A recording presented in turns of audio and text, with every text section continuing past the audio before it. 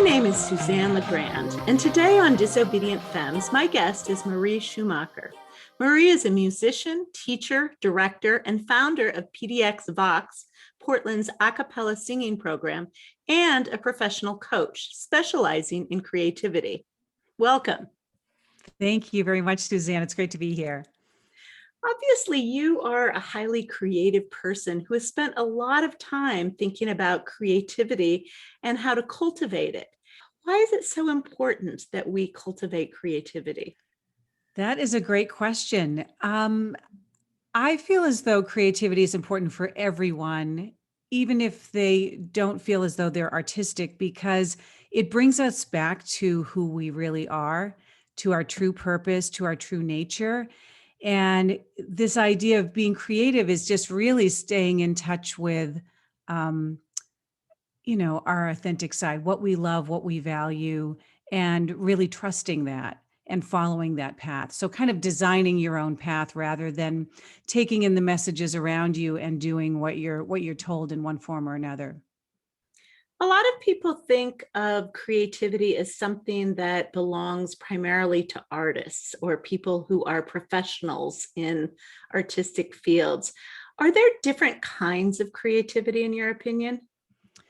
I think so. I think people use the word in so many different ways. And I think that there's a way that you can think about it aside from the arts, which is just really connecting the dots in an unusual way and coming up with a new type of way to look at something or solve a problem. So the idea is kind of not going according to conventional rules, not following tradition for its own sake, but coming up with a new type of solution. So I think it's about keeping your brain really nimble. We all have dreams at night, and our dreams are really nothing more than our brains sorting through all of these different ideas and sometimes connecting things that don't go together. These dreams that we have where we're in a house and all of a sudden there's a waterfall and things don't make sense. But we want to have that kind of fluidity, I think, in our daily lives to some degree so that we can come up with new solutions. So that's one form of creativity.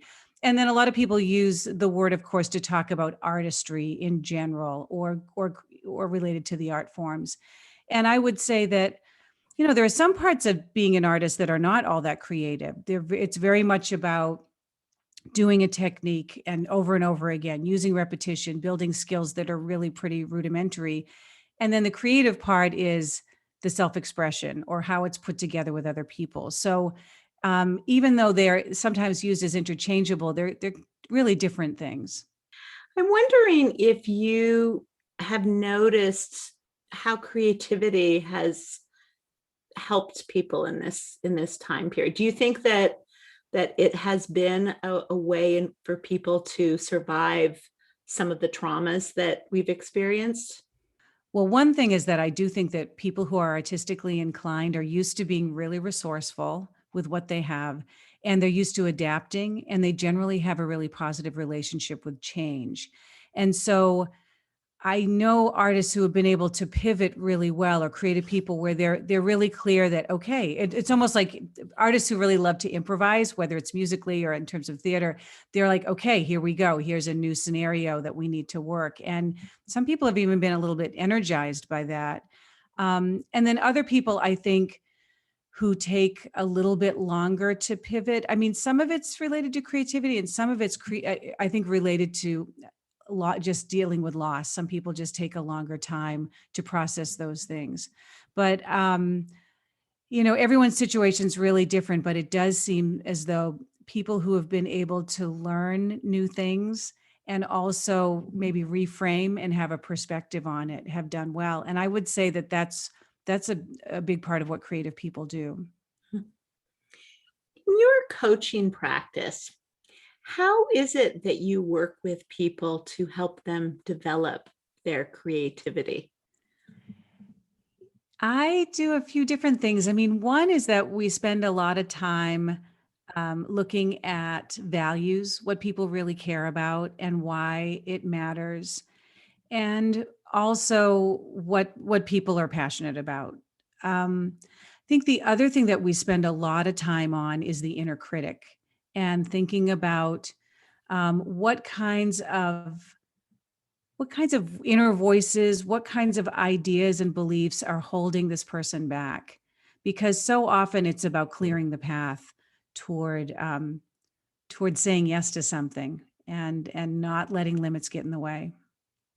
Why is it that people have such loud inner critics?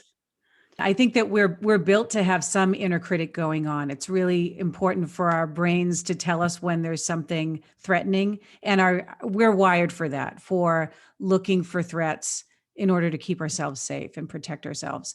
I do think that we live in a time where we're getting so many messages thrown our way, and certainly being on. I mean, we've gotten more digital than ever with the pandemic because that's our lifeline, and so that has also built up a lot of inner voices that we're getting from the culture that tell us to be a certain way.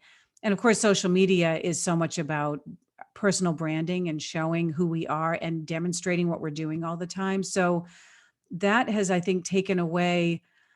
There's less space for us to listen to our own voices and to sort out what's going on with our voices. But yeah, dealing with the inner critic, it's a really natural thing. It's pervasive, and there are definitely things that we can do to interrupt that and recognize it, get a little bit of space and say, wait a minute, where's that coming from? Does this message serve me, or is it getting in the way?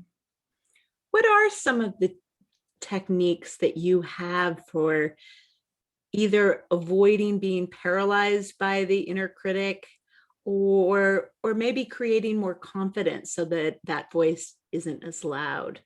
Mhm. That's a great question. I mean, there are a few things in my coaching practice, and this is something that I've borrowed from Julia Cameron in The Artist's Way.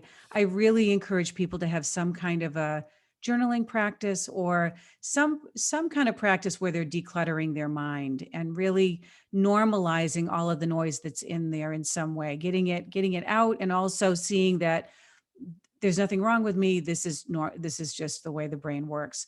So I think doing that is very important. I also think that having some kind of a practice where they're collecting wonders and staying in touch with their senses in a way. So some of it's doing really tactile stuff like cooking, going for walks and taking photographs, doing something with their hands, feeling the sun on their skin. I mean, all of those things that really help us feel almost more like animals rather than these brains with like these bodies on them, where we're in our heads all the time. And that seems to me another block to creativity is that we are so in our heads, and a lot of people have difficulty with overthinking and anxiety around just focusing. Is there any way you have found to deal with that problem of too much overwhelm, overthinking, Yeah, and general anxiety, which I think is pretty prevalent right now?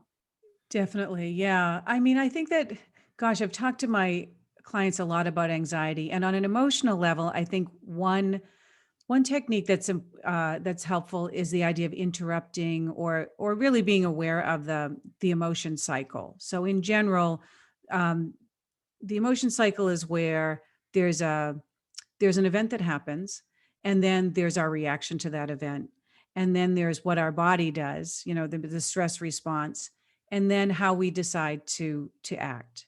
And so if we can press the pause button from an event happens, like say, for example, um, my mother calls me to remind me about someone's birthday. Seems innocent enough, right? But that might trigger me in some way, like, oh, she thinks that I can't remember, or she's telling me how to live, or, I might have a negative reaction to that. But if I use this technique, I press the pause button and say, okay, wait a minute. Where is that reaction coming from? Why am I, how is my body feeling right now? Where, and it doesn't have to be a deep analysis, but just recognizing that something's happening, naming the feeling, naming the body, what's happening with the body, and then deciding to act from there. So some of it's just being able to kind of step back and leave some space for that. Um, I think that related to art making and anxiety and being overwhelmed in general, um, from a coaching perspective, I think it's really important to think about small steps over time. It's so easy for us to feel like we've got to get really good really fast, and that creativity is going to, I'm going to be inspired, and all of a sudden this beautiful painting is going to appear in a couple of hours. And the behind the scenes of creating is really a lot of small, faithful steps, and being really just showing up in small ways. Sometimes it doesn't go that well. We do make mistakes. That's how we learn. Sometimes we make really mediocre stuff to our eyes and ears, and that's also part of it. So also kind of having a realist's view of how the process goes, and still having faith that on a dreary day, on an uninspired day, showing up is what counts. And if you keep showing up, then the inspiration you'll be ready. The prepared mind will be ready when inspiration does strike. You use the term creative resilience.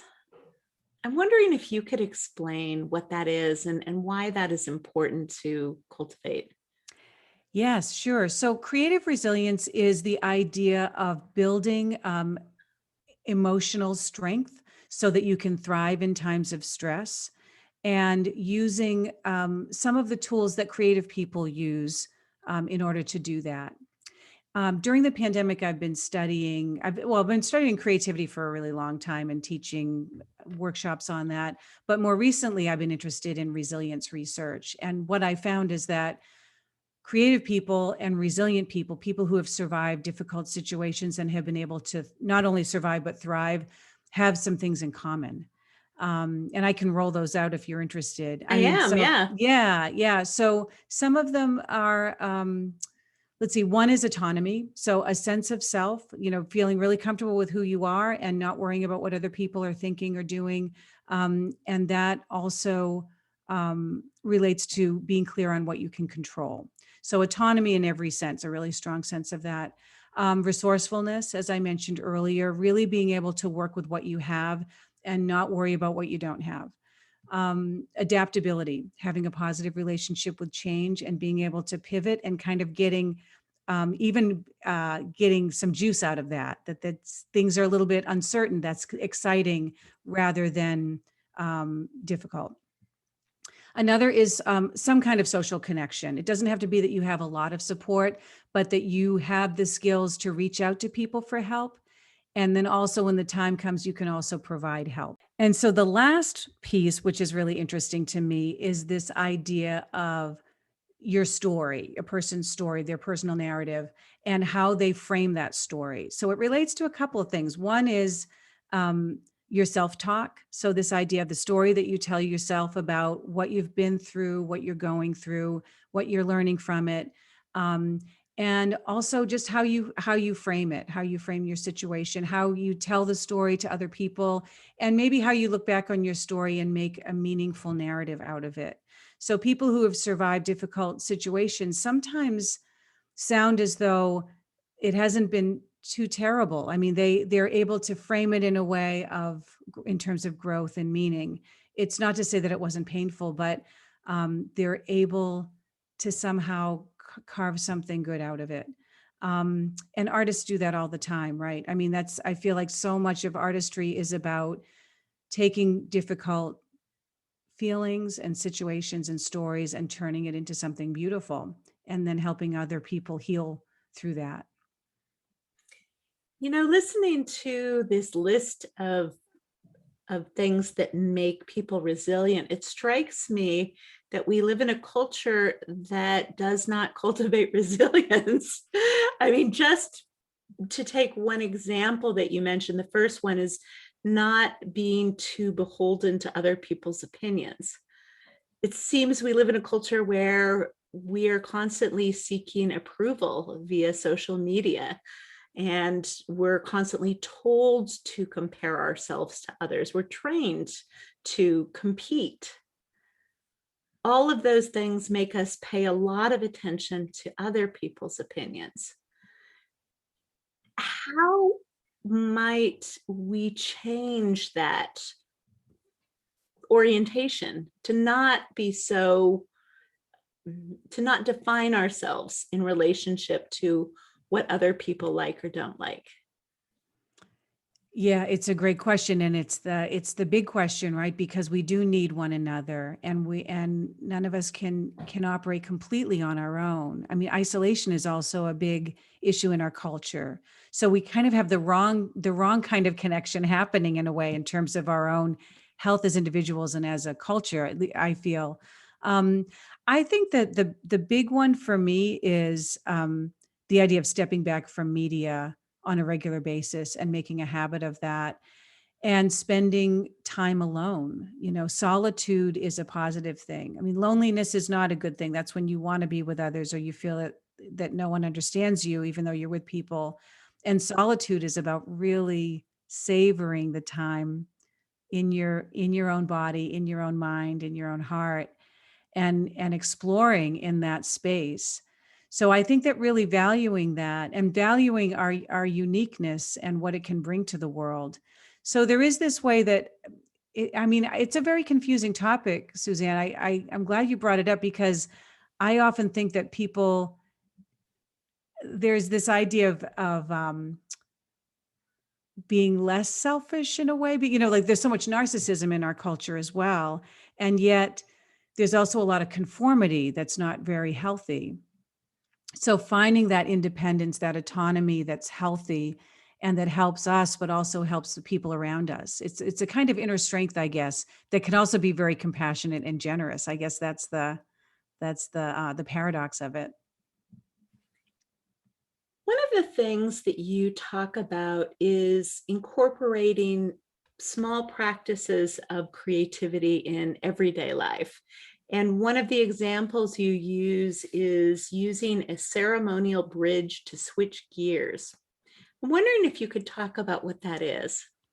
Sure. So this is an idea that the everyday brain that pays the bills and takes care of emails and just gets things done is different from the creative brain. That there's overlap, of course, but that there's a mindset where your brain is more dreamlike and you're having a stronger vision and more intuition and tapping into that and not worrying about logistics and not worrying about the sort of critical thinking.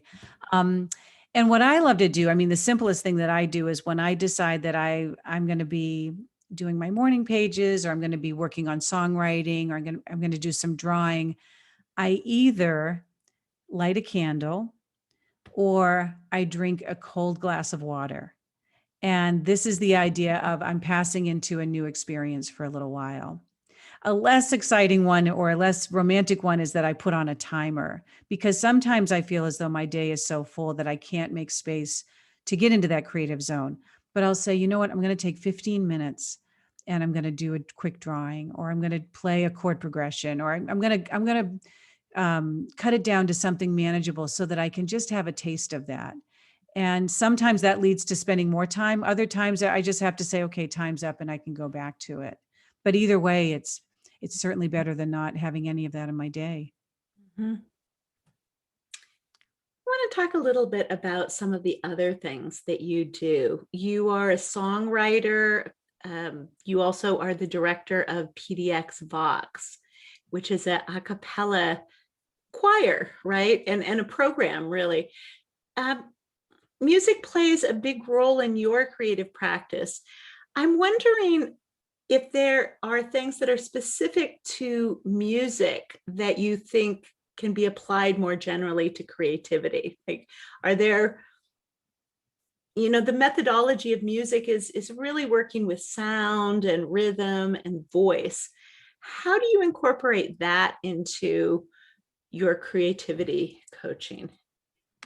Yeah, that's a great question. I mean, I think that with my coaching, it tends to be a little bit one or the other right now. Either I'm coaching someone in singing, or I'm coaching someone on songwriting, or I'm coaching them on a transition that they're going through related to work, or maybe they want to work on their business. They're artists and they want to work on their business. So I have a lot of different types of clients doing different things. But for music, that it's really interesting. I would say,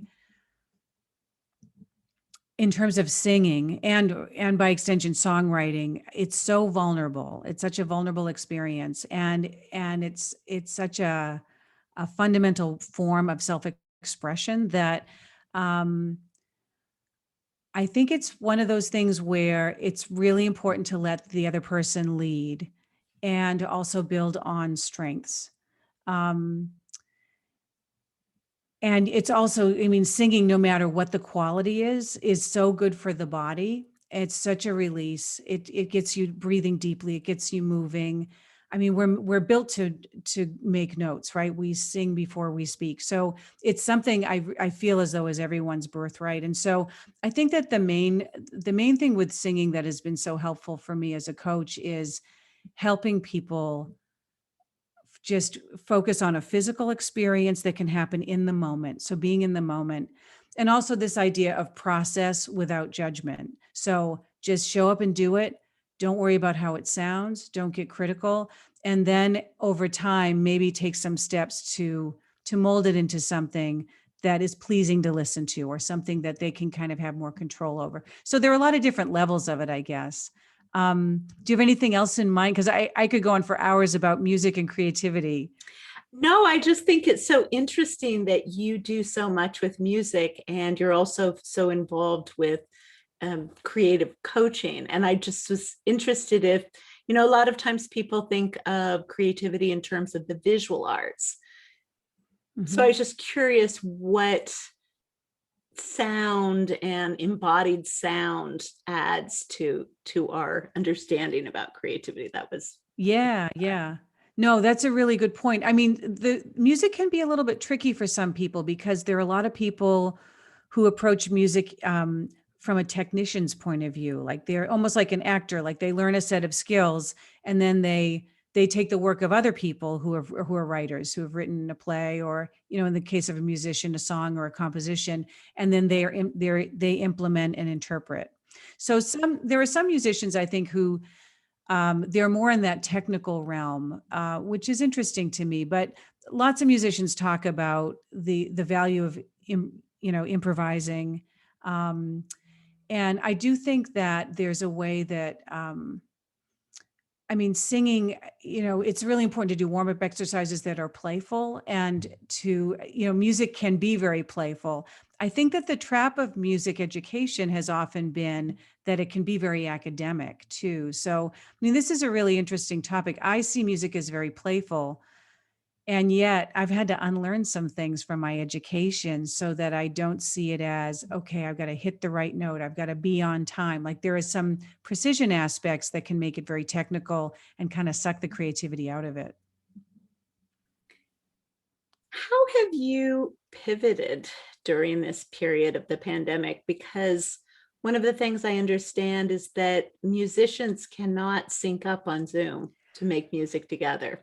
Yeah. So that has been a huge challenge to playing music live or singing together, for Right. example. Oh, yeah. What have you done in this period to keep people engaged in music? Yeah, it's a great question. It's been tricky. I mean, we've been doing what a lot of singing groups have been doing, the virtual choirs, the, that I never thought I would do it, but it was really what we had available. And so we went through our arrangements, and the instructors would record guide tracks for people to learn. So usually we don't do that. We have the sheet music, and then we have MIDI files that are kind of computerized versions of the parts. And so we made some nice customized files that people could use at home. And then we met online in a couple of classes, and the instructors would go through the charts, and the singers would just sing along on mute. We really wouldn't take we wouldn't be singing as a group. And then the individual singers would send in recordings, and we would put those together. As far as what we learned that worked well is every month we would do a new set of choirs. So you could either do a couple of choirs, or we had these other classes that we would do. We had a songwriter's toolkit class, like learning how to stay vocally fit at home. I did a couple of songwriting classes, an artist's way mini class. We had a couple of virtual bands. We had like a rhythm workshop. So we had a lot of different creative classes that worked pretty well online. And then every month we would do a showcase where people could do an open mic performance, either recorded or live, and then we would also show what we had been working on, our virtual choirs, and we would unveil all the fruits of our labor. And it turned out to be a really nice rhythm where we would get together online once a month, and it really kept the community together.